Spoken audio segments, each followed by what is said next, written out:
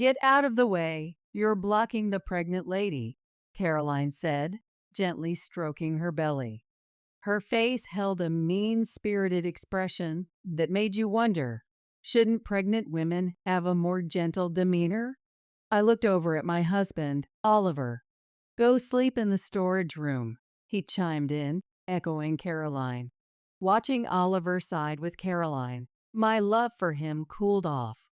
Yet, a part of me still felt a pang of sadness. All right then, I replied. Oliver happily took Caroline's hand in response. Caroline gazed back at him, utterly smitten. The sight of them together washed away my melancholy, replacing it with a rising anger from within. I'll be out by tomorrow. Sure. Oh, why don't you find somewhere else to stay tonight? This is mine and Caroline's house now, Oliver said, elated. I nodded slightly and left the house. They won't be laughing for long. Leaving the house, I allowed myself a smile, imagining what comes next. My name is Sophia, a 46-year-old housewife. Before marriage, I worked hard, but that was over 20 years ago. Now, I enjoy my days doing household chores and savoring coffee, just an ordinary middle-aged lady. My hobby is investing, which I've done since before I got married, recently enjoying significant dividends that allow for luxury hotel lunches and spa visits. Oliver, 43, is a salesman for a major company. He's definitely put on some weight, and honestly, his scent has become rather strong recently. But as a salesman at the top of his game, he sure has a way with words. Despite looking like a big, burly guy, I've always loved him. I've thought about encouraging him to lose some weight for his health, but there's a certain adorable quality to him that made me think maybe it wasn't necessary. We have a daughter together, Hazel. Hazel has inherited Oliver's facial features, and being slim, she has the beauty of a model. Not just in looks, but academically and athletically. She excels, bringing home top grades and being selected for national competitions, all while being humble and hardworking. Both Oliver and I dote on her, often to the point where others say we're overprotective. Oliver has a bit of a weakness for younger women, but he chose me, an older woman, and has always prioritized our family, so I've come to accept his occasional wandering eye. We lived in a second-hand apartment bought around the time Hazel was born, which has been aging, leading to discussions about increasing the maintenance fees. Amidst this, Hazel decided to do room sharing near her university. At the same time, my relatives offered us an uninhabited house to inherit, prompting Oliver and me to decide on rebuilding it and moving in. Little did I know that this move would lead to such a turn of events with Oliver. While our old apartment had 4 rooms, our new home has only 2. It's smaller than before, but designing it as a single-story home considering our elder years has made it very comfortable. One of the 2 rooms, a combined study and guest room, can be divided into Hazel's room and a study, making 3 rooms if she comes back.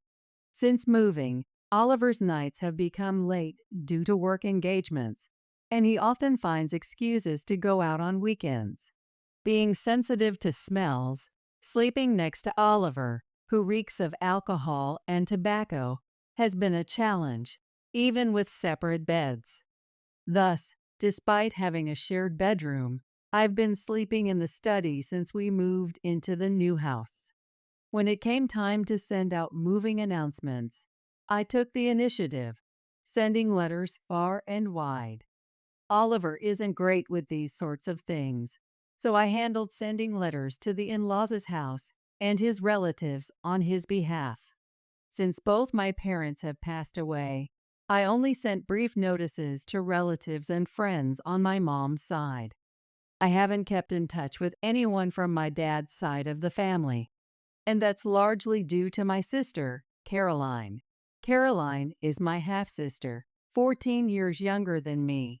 She was born to my dad's second wife shortly after my mom died when I was in my first year of middle school. Caroline was already 2 years old when they remarried, so I initially thought it was a marriage where both parties already had children. My dad passed away in an accident along with his second wife about 5 years after they got remarried. At the funeral, relatives on my dad's side mentioned that he and his second wife had been childhood sweethearts, and everyone had expected them to marry. They blamed my mom for coming between them, saying she proposed marriage through her company connections, leaving no choice for my dad but to marry her, casting his second wife into the shadows. Despite my memories of my parents being happy, it turns out my dad had a child with his second wife behind the scenes. That revelation shocked me more than anything. At the relative's house, Caroline's favorite foods were always served. She wore brand clothes, had the biggest room to herself, and was taken to any place she wanted immediately. In contrast, I was burdened with preparing meals, doing laundry, cleaning, had my part-time earnings taken away, and my room was a small storage space under the stairs, where I was begrudgingly provided with the bare minimum after asking. By the time Caroline reached the middle grades of elementary school, she had learned about my mom from relatives and had come to look down on me. I had to juggle multiple part-time jobs to finally move out of that house. With such experiences, it's no wonder I harbored no fond feelings for Caroline, and I hadn't told her about my marriage or having a child. A few weeks after moving in, I was enjoying a coffee when the doorbell rang. A man's voice said, "Delivery." The screen showed someone looking down. Wondering if Oliver had ordered something, I opened the door, and I was surprised by the person who was there. "Caroline, what are you doing here? It's been a while, sis." I just showed up. The person in front of me was indeed wearing the hat seen on the doorbell camera, but it wasn't a delivery person. It was my sister, Caroline. Caroline slipped past me, frozen in shock, and made herself comfortable on the sofa in the living room. I hurried after her and stood towering in front of her, looking down. "If you knew it was me, you wouldn't let me in, right? That's why I used a recorded voice from before. That's awful, deceiving me like that." "Oh, scary." Caroline feigned fear at my raised voice, but it was clear she was acting, evidenced by her smiling face. "I've come back home." "What?" Confused by Caroline's nonsensical remark, I responded coldly. With a bright smile, Caroline began to explain her sudden visit. "Well, you never tell me where you are. I got married, but my husband's always on business trips, and it's boring. And when you get pregnant, it becomes harder to move around, right? Everyone said I should come and have you take care of me. Go back. I have no intention of dealing with you, let alone take care of you. But I've already come here planning to have you look after me, so it's impossible." I was frustrated with Caroline's unapologetic attitude. Hearing her mutter, "Thief's daughter," under her breath, my anger reached its peak. "Get out. I never want to see your face again." "What's all the noise about?" It can be heard from outside. "Oliver, Surprised by Oliver's unexpected return, I was at a loss for words when Caroline stood up and went over to him. Then she wrapped her arm around Oliver's. Oliver didn't shrug her off and seemed pleased with her presence. "Oh, Caroline's here. Welcome." "Oliver, sis is being mean." I was thinking, wouldn't it be nice to stay with Oliver until the baby is born? But is that not okay? That's great. If you don't mind, you're welcome to stay as long as you like. I was stunned by the conversation between Oliver and Caroline. Not only that, but Caroline was clinging to Oliver, their proximity resembling that of lovers. Oliver, what's this all about? You see, Caroline's had it tough, hasn't she? Why be so harsh? Jealous of your cute sister? I felt despair at Oliver's words. I had told Oliver about my family situation before we got married. Yet, he said such things. Look, you're not using your bed in the bedroom anyway, so it should be fine, right? Really? I can sleep in the same room with you, Oliver? Sleeping next to you sounds like it'd bring sweet dreams. Oliver, really? Their conversation, like that of a close couple, gave me a headache. Ignoring me, the two of them went to the bedroom, still arm in arm, to put away their luggage. However, when they didn't return after a few minutes, a bad feeling led me to peek into the bedroom. There, I found them embracing each other. Living with you feels like a dream come true. The baby's happy, too, to live with Dad.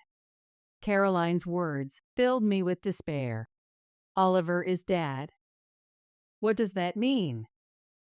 Oliver, looking pleased, nodded while embracing Caroline. We should leave the sister to babysit and go on a date. She's only good for that. I watched them kiss through the tears, peeking through the door gap. From that day on, they treated me like a housekeeper. While obeying them, I began to gather evidence, little by little. I discovered more shocking truths about our household, leading me to consider divorce. One day, Caroline, sitting on my favorite sofa, summoned me. She spoke as if she owned the place. Get out of the way. I'm pregnant, Caroline said, gently rubbing her belly. Shouldn't pregnant women look more compassionate? Caroline's face was filled with malice. I looked at Oliver. You should sleep in the warehouse, he said, agreeing with Caroline. Seeing Oliver side with her, my love faded. Still, I felt a bit sentimental. All right then. Oliver happily took Caroline's hand in response. Caroline looked at Oliver adoringly. At that moment, my sentimental feelings vanished, replaced by anger from the bottom of my heart. I'll be out by tomorrow. Yeah. Oh, why don't you find somewhere else to stay tonight? This place is now mine and Caroline's. I nodded slightly and left the house, thinking they won't be laughing for long. After leaving, I smiled, imagining what comes next. I stayed in a hotel, planning my next steps. I arranged for movers to come the next day and planned to go to the office early before heading home. Excited about the future, I had trouble falling asleep that night, but feeling liberated, my heart felt lighter. The next day, I went as planned to get the divorce papers and headed home. The movers were already there, looking confused. They said the house was empty when they arrived, with just one cardboard box left at the entrance. At the entrance was indeed a small cardboard box with a note saying, "Please take whatever you want." Inside were my treasured books and cosmetics tossed carelessly, with books damaged and pages torn. At the very back was Oliver's wedding ring, fueling my rage. Entering the house, I found the bedroom in disarray, with sheets, pajamas, and underwear scattered about, making it clear what had happened after I left. "Please take all of these items," I said, closing the bedroom door and leading the movers to the study. Oliver doesn't read, so the study was filled with books collected by me and Hazel. Since I only had a few outfits to begin with, I decided to take this opportunity to buy new ones. When I entered the living room, I found a letter on the dining table.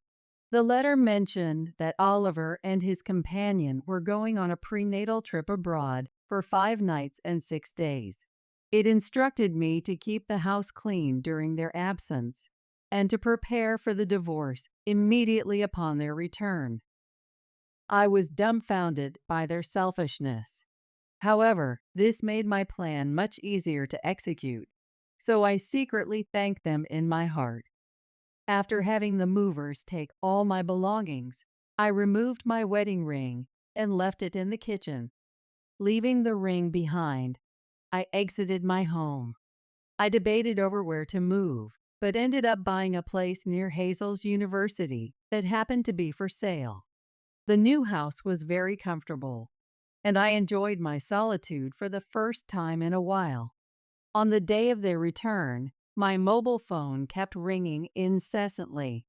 I knew who it was without even looking at the screen.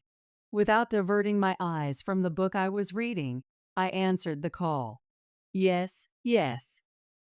What the hell is this about? Oliver blurted out without any greeting, his voice frantic. The reason was clear, but I responded casually. What do you mean? Don't play dumb.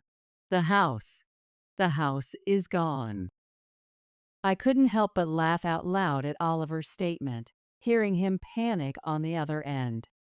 After my laughter subsided, I replied to Oliver, Why? Well, it's my house, so if I'm not living there, I don't need it, right? We were living there. What about our stuff? Don't worry. I've kept everything as is in a storage unit. I'll send you the location and the PIN in a message. Don't mess around. Bring everything back now. Give us our house back. That's funny. The land and the house are in my name. I used the money I made from investments to build it. Not a dime from you. It seemed Oliver finally remembered the circumstances under which the house was built. When we were deciding whether to remodel or rebuild, Oliver said he had no money and told me to do whatever I wanted with my own money.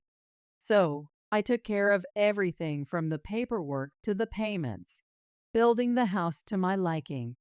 But Oliver, seduced by Caroline, had completely forgotten about that. Please, it's for your niece or nephew that's about to be born. Find us a house. It's unfair to Caroline. My niece or nephew? I'd love to meet someone who can adore the child of the husband who cheated on them. What are you saying? Did you think I wouldn't notice? Oliver had believed he hadn't been caught, but his confident demeanor quickly changed. I pressed on. I've been aware of your affair with Caroline since the day she barged into our house, and I've been collecting evidence since then. Evidence? The baby camera Caroline had me buy. It's been recording. You didn't notice, did you? Oliver let out a small sound. The baby camera was the first thing Caroline demanded when she settled in. She had already done her homework and requested a high-end camera that cost $1K. Of course, I initially refused, but after being yelled at by Oliver, I reluctantly bought it. However, the camera setup was left entirely to others, and neither Oliver nor Caroline had touched the camera since its purchase. So, I secretly activated it, capturing everything in the bedroom. True to its price, it even captures clear images in the dark, including both of you in bed and what you were doing under the covers. Snooping around like that is in poor taste. I was merely testing the capabilities of the baby camera. Still better than a man who cheats with his wife's sister, I'd say. Oliver seemed unable to respond. To Oliver, I cheerfully said, Oh, and I think I left the mailbox untouched, so you might want to check that. The mailbox? Yes, it should have arrived by now. I could hear Oliver checking the mailbox over the phone. Then, the next moment, I heard his surprised voice. Oh, good. It looks like it arrived. the certified mail. Make sure you take care of the payment, okay? Hey, there's one for Caroline, too. Are you going to leech off your sister? What are you talking about? You two betrayed me, so this is a compensation claim. Family or not, it doesn't matter. But no excuses. We'll go through lawyers from here on out. Bye. Wait, Sophia. I hung up, ignoring Oliver's call. My phone kept ringing off the hook, but I ignored it. I had already signed up for a new mobile phone over these 5 days, so the old one was just for keeping evidence. Ignoring it caused no problems. Oliver kept calling for about an hour, but eventually gave up. He seems to have complained to the lawyer, who later reported to me with a tired voice. The next morning, I got a call on my mobile phone from Dad's side of the family. Since I hadn't given them my contact information, it was probably Caroline who had whined to them, planning to scold me. Reluctantly, I answered the call while recording it on my new phone. Yes. How could you throw out a pregnant Caroline like that? Apologize to her immediately and provide a new house as compensation. Why should I apologize to a woman who slept with my husband? Whatever Caroline has told you, she should be the one to apologize. And she should be the one to pay compensation. This is why the daughter of a thief. Right. Just like the child of a dad who betrayed mom and had a child with his affair partner. You end up with someone weak-minded enough to sleep with her half-sister's husband, growing up just as poorly. Oh, and please tell Caroline to stay away from me from now on. Though, I doubt she'll have the luxury to do so. The relative was still complaining, but I hung up. Feeling surprisingly refreshed after venting everything I had been holding back. I contacted the lawyer to summon Caroline and Oliver.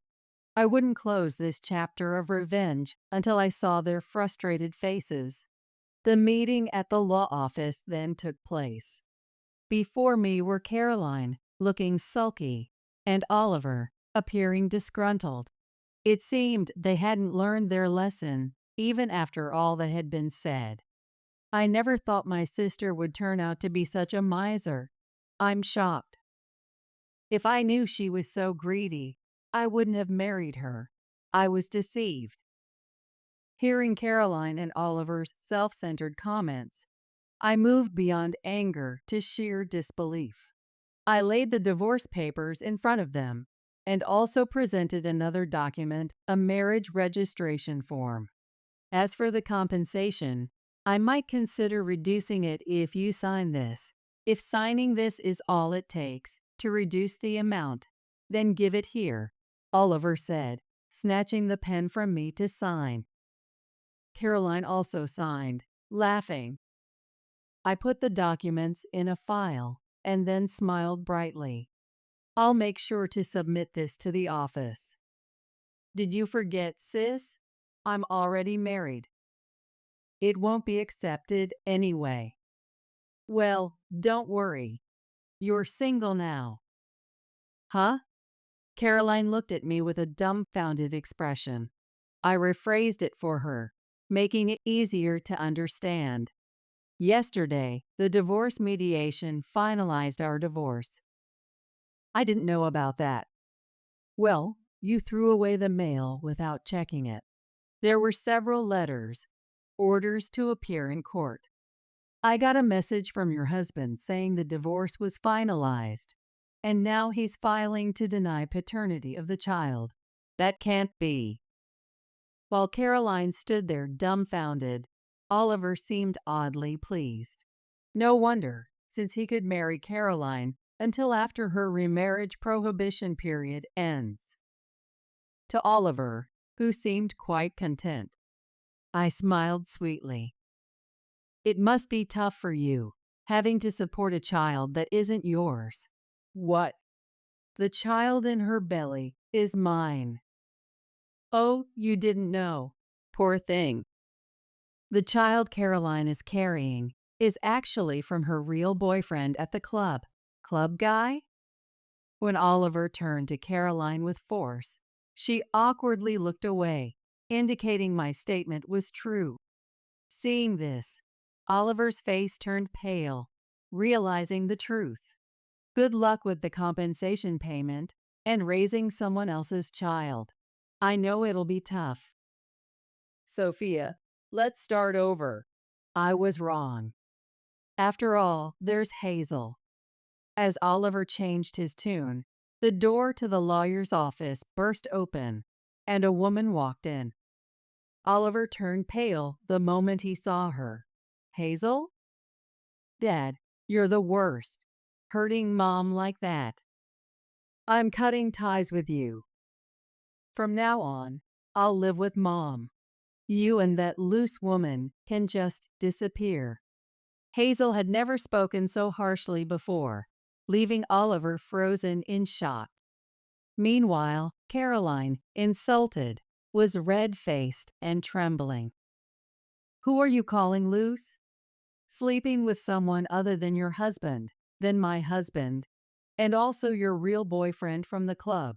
Which part of that isn't loose? Are you insane? Hazel's fierceness left Caroline speechless. I delivered the final blow to Caroline. Just so you know, he's frugal but never manages to save money because he spends it all on young women. So be careful. What? But what about the house, the car? Oh, those, all mine. Bought with my dividend income. We use them as a married couple, but after the divorce, we're strangers. A man with a $3K salary couldn't afford that car anyway. $3K. Even though he works for a big company, apparently motivated by money, Caroline was frozen in shock. Oliver, too, was looking down, embarrassed by the revelation of his low salary. Well, good luck with everything. I said that and left with Hazel, entrusting the rest to the lawyer. The dinner I had with Hazel that night was genuinely enjoyable and delicious, the best we had in a long time. Later, I filed the divorce papers. When Caroline's remarriage prohibition period ended, I also submitted Oliver and Caroline's marriage registration. The witness section was signed by me and Caroline's ex-husband.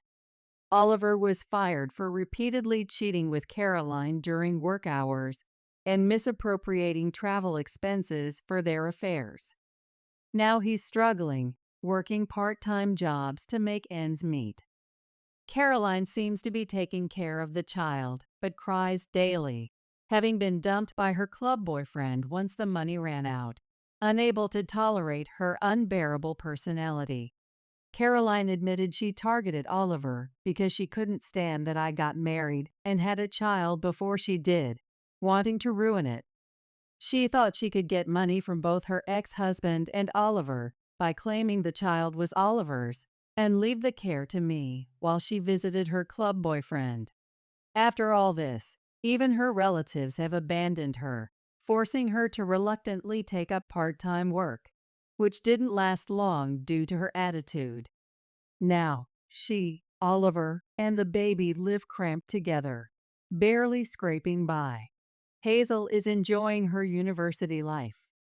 I was surprised to learn her roommate was her same-sex partner, but seeing Hazel happy made me think it was all right. As for me, I continue to live off my dividend income. After the divorce, I've been in touch more with Caroline's ex-husband, who's been asking me out to dinner. It seems that Caroline and her ex-husband were married through their parents' introduction, pushed heavily by Caroline herself, I later learned. Yet, I wonder why she was dissatisfied with him, to the point of curiosity. I received a message from him earlier on my mobile phone, saying he has something important to discuss, making me feel somewhat restless today. Despite telling myself not to expect too much, my face blushed like that of a girl in love as I sat in front of the dresser, applying makeup. I'm pregnant with Rachel's child. I want a divorce. Okay, here are the divorce papers. I'm done with the caregiving. My husband, Cody, drops this bombshell on me while I'm single-handedly taking care of his mother, Sarah. But even hearing his words, I didn't flinch. Instead, I calmly do as he says and hand him the divorce papers I had prepared. What? You need to keep taking care of her. No way. Because Rachel is. Cody is baffled by my overly composed reaction. To him, I reveal the secret about my sister, Rachel. My name is Megan. I've been married to Cody for 5 years. And now, I'm considering divorce. What led me to this point was when Cody started taking his phone into the shower with him. He was always indifferent to messages, but lately, he's been glued to his phone. During meals, he puts his phone on the table. When he gets up, he tries to hide it, as if he doesn't want anyone to see. He never cared about mobile games before, so his sudden change in behavior made me suspicious. That's how it started. When we first got married, there were no signs of him cheating at all. While we were dating, he was the epitome of seriousness. I married him thinking he wouldn't cheat. I never imagined back then that I would come to suspect him like this. Another reason I married him was that there were hardly any women at his workplace. He's not bad-looking, so if there were female coworkers, I probably would have suspected an affair. But the only women at his job are some older ladies in the office. There's a significant age gap between us and them. I can't imagine Cody making a move on someone like that. If anyone, it would be my sister, Rachel. When I was in elementary school, Mom remarried and we started living with Rachel and her family. She's Dad's daughter, and we don't get along. Rachel has always been selfish, looking down on me for everything. There were times when I rebelled against her and the house was filled with animosity. But she has a way with words, a genius at making men go crazy for her. Dad never questioned anything she said, and Mom doted on Dad, so I had no allies in the house. Rachel will do anything to make herself look good. Even if she insults me or treats me horribly, as long as it benefits her, that's all that matters. She doesn't care what happens to anyone else. She is that kind of person. I try to empathize with others' pain, so her arrogant attitude disgusted me. Rachel must be lonely without any sisters, so she's taking it out on you. Forgive her. She'll realize how kind you are someday. Mom would always say when I complained about her, convincing me to be patient. Mom absolutely adored Dad. So much that she was blind to everything else around her. Dad skillfully deceived Mom like that and cheated on her with multiple women. Working in sales for an IT company, Dad was away on business trips for most of the year. He was hardly ever home. So whether he was cheating or doing whatever else, Mom probably never noticed. She believed in Dad, thinking that he loved her so everything was fine. I first noticed Dad's suspicious behavior when I was in 5th grade. He started fidgeting with his phone constantly, not putting it down even during meals. It was way too late for calls from clients, and more than anything, the look on his face when he got a message was creepy. He'd always check it while hiding it from Mom, replying with a lecherous grin. He never acted like that before, but lately he doesn't even try to hide it. Dad must have realized that Mom was infatuated with him. Out of curiosity, I peeked at Dad's phone and saw a list of secret meetings and date plans with women I didn't know. Seeing that, I despised Dad from the bottom of my heart.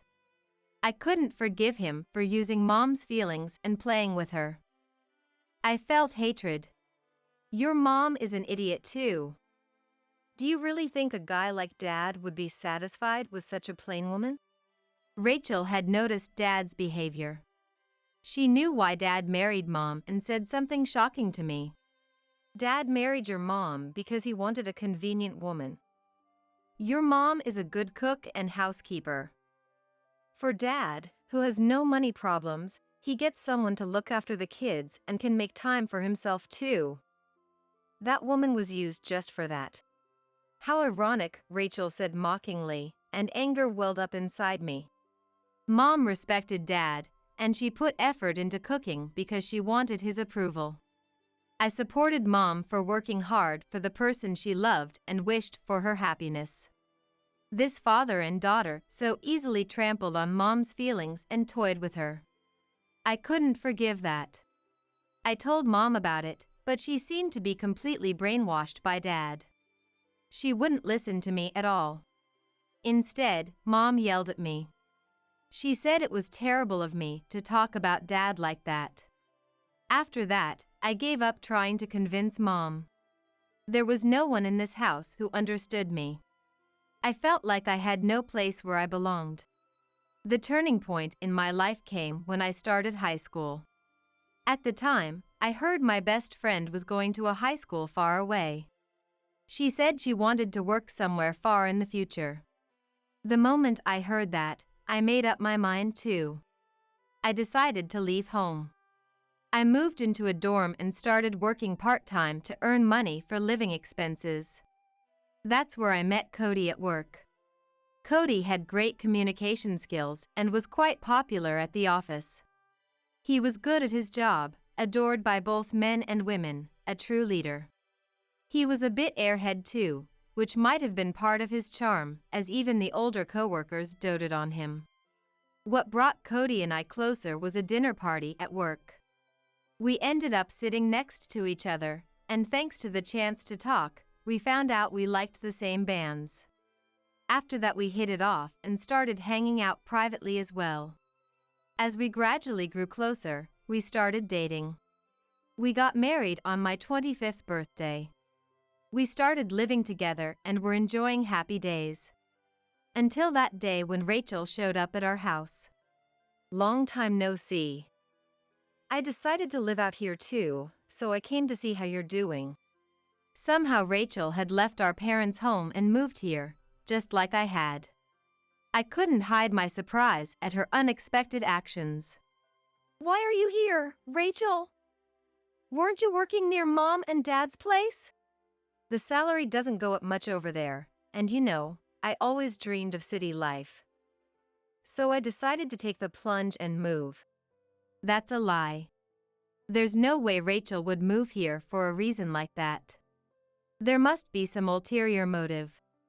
I was suspicious, but in the end, time passed without me figuring out her objective. Hello. I came over to hang out again today. 5 years had passed since Rachel moved here. She started practically living at our house. The reason was Cody. Around this time, Rachel began making advances toward Cody. Cody, who worked for a construction company, usually had weekends off. And every weekend, Rachel would show up at our place. She worked for a subcontractor of Cody's company, so she probably knew his days off. Using the excuse that she didn't have any friends here, she would invite herself over. Rachel, good work today. You came again. Cody, I'm here again today. Speaking in a cloying voice, Rachel cozies up next to Cody. She plops down beside him like it's the most natural thing, then looks over at me with a triumphant grin. Seeing that expression makes my anger well up, but what irritates me even more is Cody. You can come over anytime.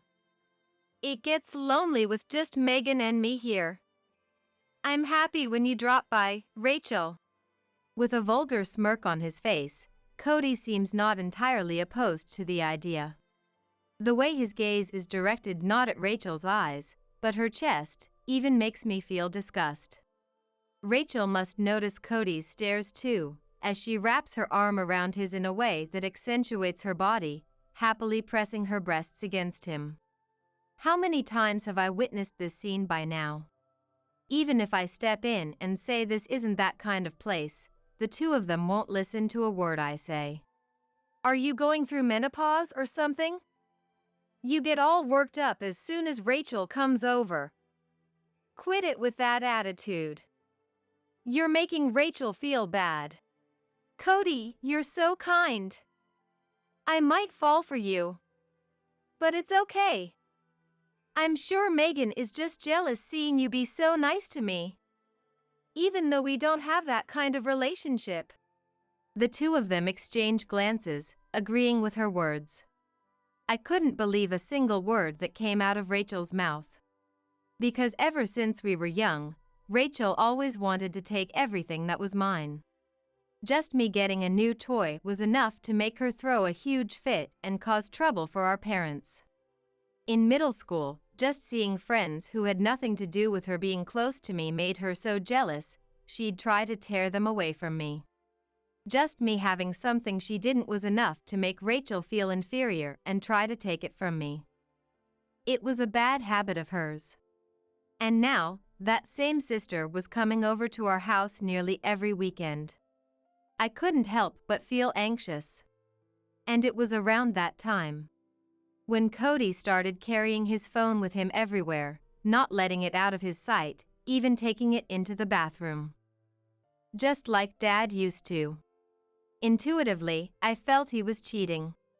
That premonition crossed my mind. But even if I wanted to look into the truth, I couldn't find the time. The reason was that I had to take care of my mother-in-law, Sarah. Cody had asked me to care for Sarah in between my work. Mom is on a wait list for a care facility, so until she gets a spot, I need you to look after her. Why? Did you forget all the things Sarah used to say to me? My relationship with Sarah wasn't that great. At the beginning of our marriage, we got along decently, but Sarah had quite a meddlesome personality and would frequently come over to our place.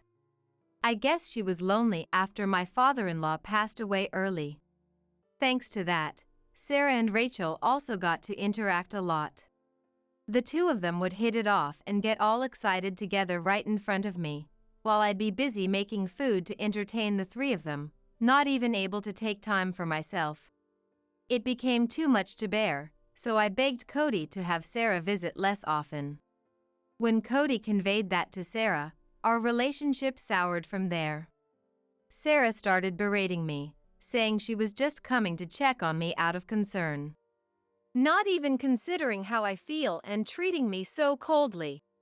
The moment I heard Sarah's words, I thought there was no way I could build a good relationship with this person. So I started avoiding Sarah. After brushing me off so coldly like that, now you suddenly want me to take care of her?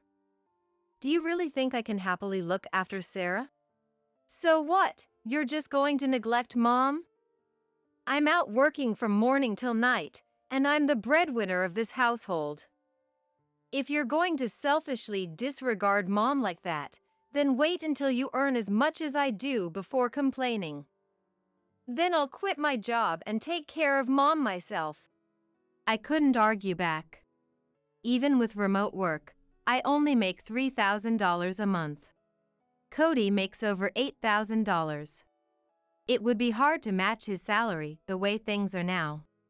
And it's true that I have more time flexibility than he does. Unable to find the words to refute him, I reluctantly agreed to take care of Sarah.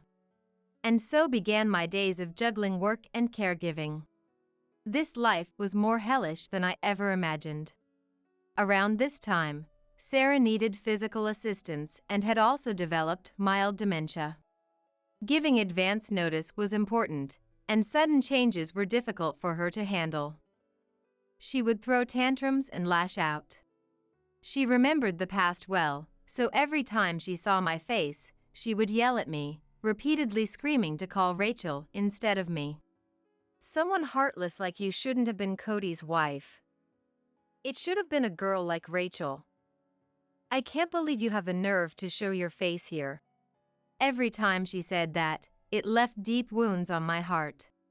I lost count of how many times I felt hatred towards Sarah. But there were also times when she wasn't like that and would express gratitude.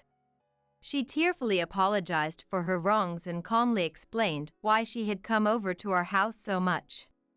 You see, Cody has always had a habit of putting on a nice face for people. He seemed happy after marrying you, but you two never had kids, right? I was worried he might be fooling around with other women, so I ended up coming to keep an eye on him. I was thrilled when you and Cody got married. I wanted to protect your happiness.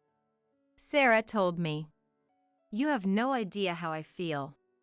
When I first understood the meaning behind those words, my tears flowed endlessly. She had been visiting our home to act as Cody's watchdog. Sarah had been coming over out of concern for me, not Cody.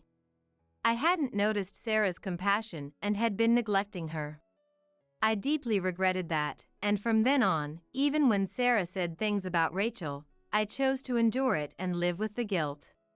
However, in the midst of those days of perseverance, tragedy suddenly struck. I'm pregnant with Rachel's child. I want a divorce.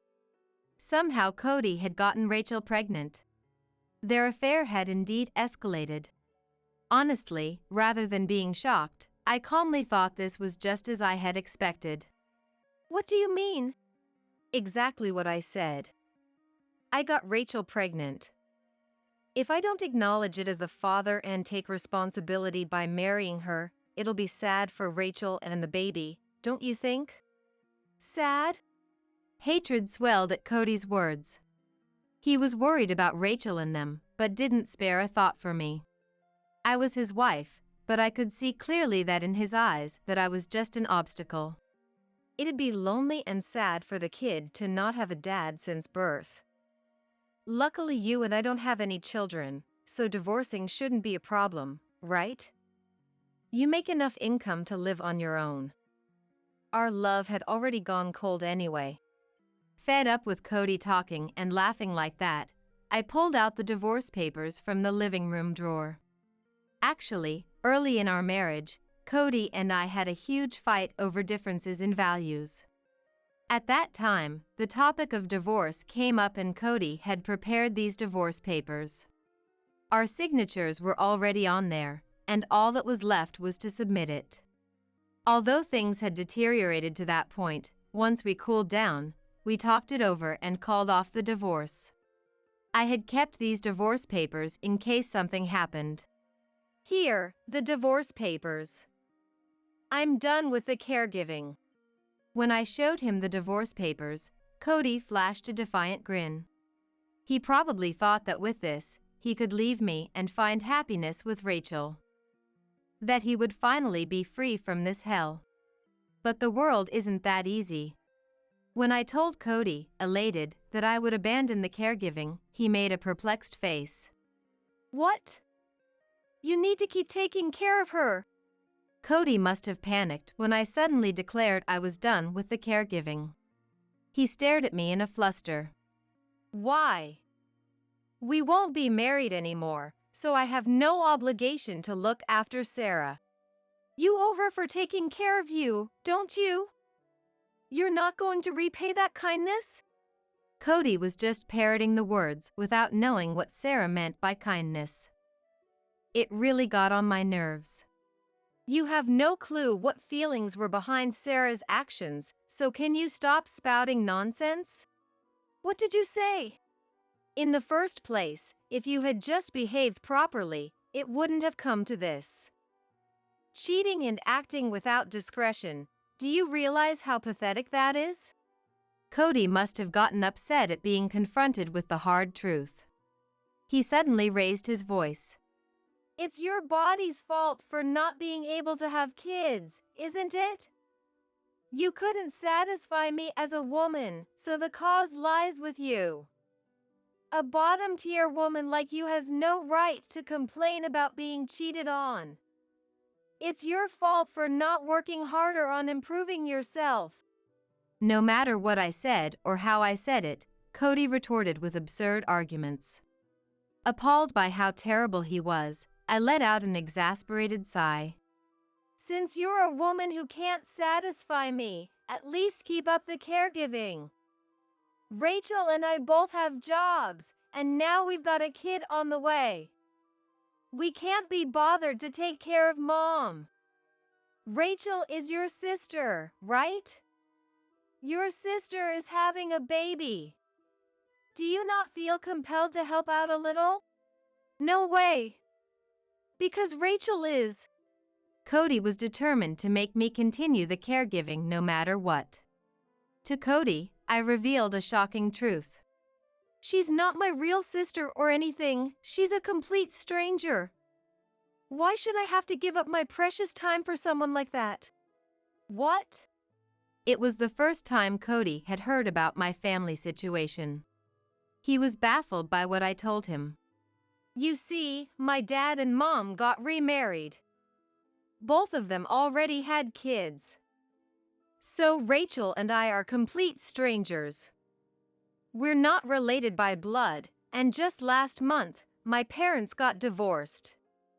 Rachel's dad's cheating came to light and Mom moved out. It just so happened that Mom had asked me about living together, so your divorce came at the perfect timing.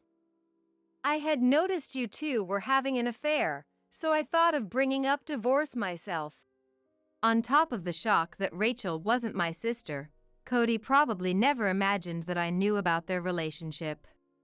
The dumbfounded look on his face was so ridiculous, I almost burst out laughing. By the way, Rachel's dad is a really difficult person. He can't rest easy unless the cleaning is thorough every single day, and he thinks people who don't respect their elders are scum. If we started eating before he took a bite, that would be enough to make him angry. Living at that house was so suffocating. I hated it so much that I left town when I was in high school. To get away from that family. As Cody heard these unexpected circumstances, the color drained from his face. He had fallen perfectly into Rachel's trap, and in an instant, he became anxious about the future. His reaction was so comical, I let out a laugh. Good for you, getting a divorce. I bet as soon as you divorced me, you were planning to move in with Rachel and live with her dad too, right? I'm sure such a blissful future awaits you now. How did you know that? Even if he could imagine living with Rachel, how did I foresee her dad getting involved? The answer is simple. I had thoroughly investigated the two of them. I hired a private investigator with my savings and requested an investigation into them. Of course, I had them look into Rachel and Cody, and also Rachel's dad. And then I found out that Rachel and Cody had even made arrangements to live with her dad.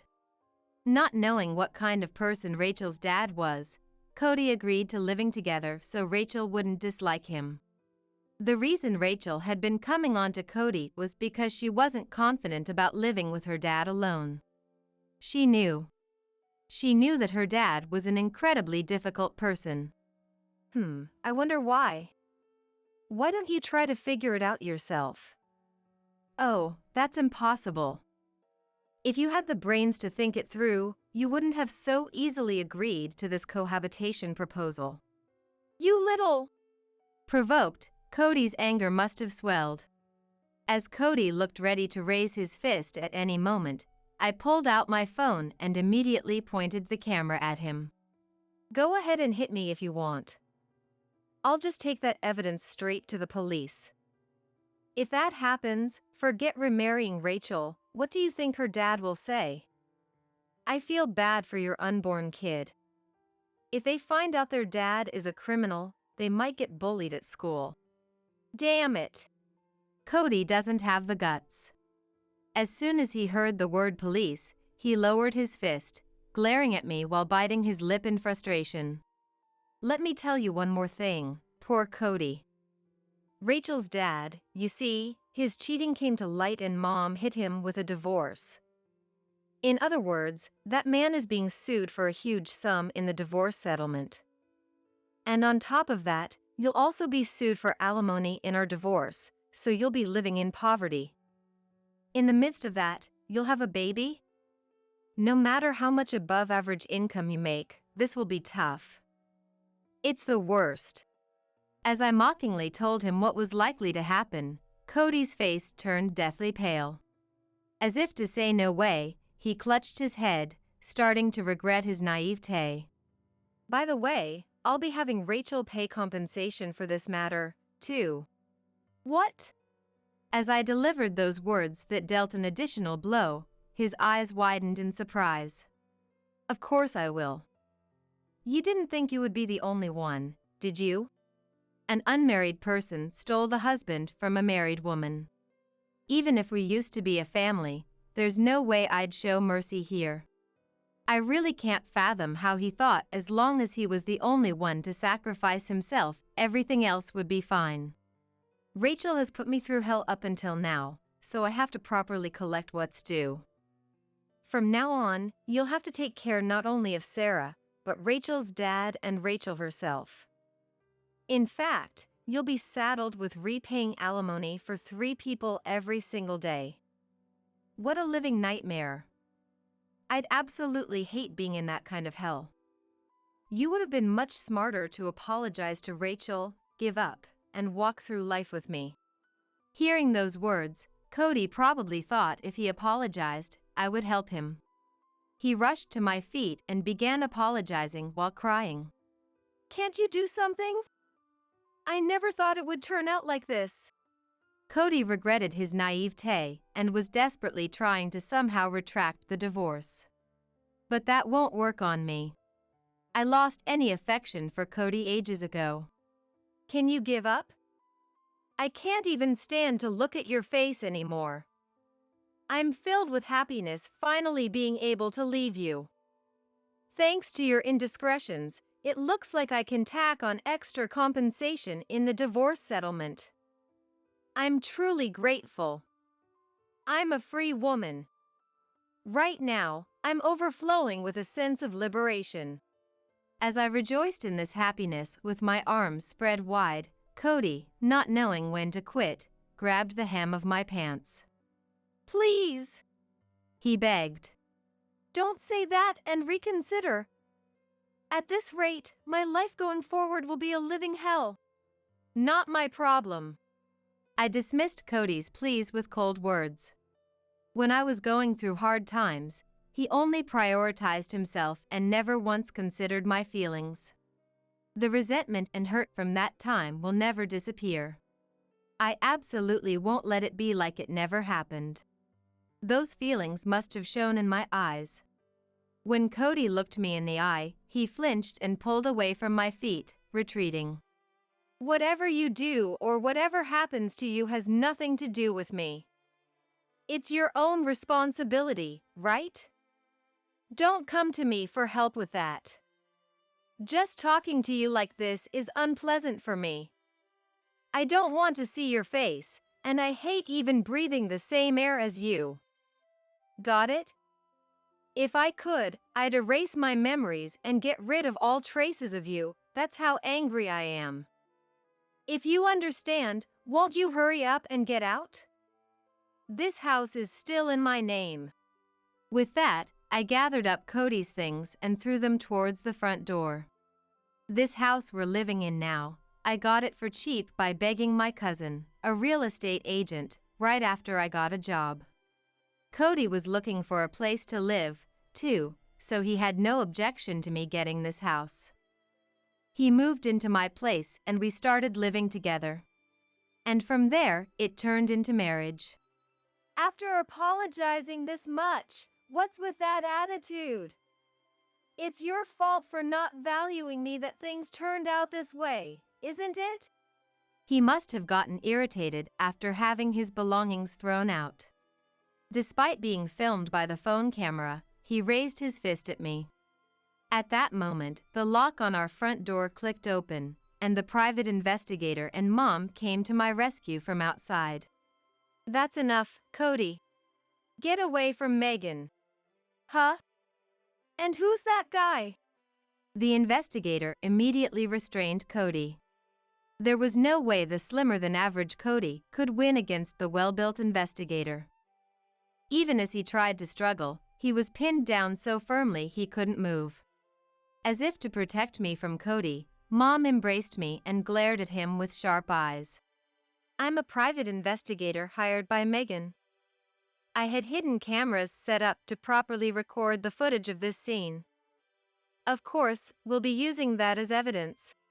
Hearing about the cameras, Cody regained his composure, a look of despair on his face. I was worried my phone alone wouldn't be enough, so I had them set up in advance. Thanks to that, we had evidence of the assault and witnesses too. Cody's life was completely over, and he realized that, at a loss for words. Your actions just now constitute assault. If you don't want to make the damage any worse, quietly take your things and leave. You have no chance of winning. Hearing the investigator's words, Cody gave up his futile resistance. Megan, I'm so sorry. I was wrong. This was all a mistake. I want to be with you after all. So please, give me one last chance. Give it a rest. He may have stopped resisting, but his desire to be forgiven probably hadn't disappeared. With tears in his eyes, Cody turned back to me, begging for another chance. But to him, I delivered the final blow. I don't want to do anything with you going forward, and as you can see, the divorce papers are already signed. You're the one who brought up wanting a divorce, so don't start saying all sorts of things now. You're the one who chose to abandon me and indulge in pleasure, right? It's too late to regret it now. I have no lingering feelings or affection for you. I don't feel anything anymore. If you get it, hurry up and leave. I'll have my lawyer contact you later about the rest. This was the first time I had ever stated my opinion to Cody so clearly. Perhaps finally giving up after hearing my unusually cold tone, Cody accepted it, gathered his things, and left. And so, I was freed from my long-standing curse and became a liberated woman. Right after that, I hired a lawyer, the investigator introduced me to, and submitted the divorce papers. With the decisive evidence and Cody's domineering attitude during discussions, I was able to get nearly $80,000 in the divorce settlement. You've got to be kidding! Why should I have to pay this much? We were practically family. What are you thinking, trying to extort money from your sister? Later, when I went to talk to Rachel about the settlement, she predictably flew into a rage. Rachel's dad was there with her, and the two of them ganged up on me in condemnation. However, I had my lawyer there with me too, and the lawyer backed the two of them into a corner. You're not even blood-related sisters, yet you wave around those arguments while stealing Megan's precious husband. It's only natural that your crime is heavy, and being family doesn't give you a free pass.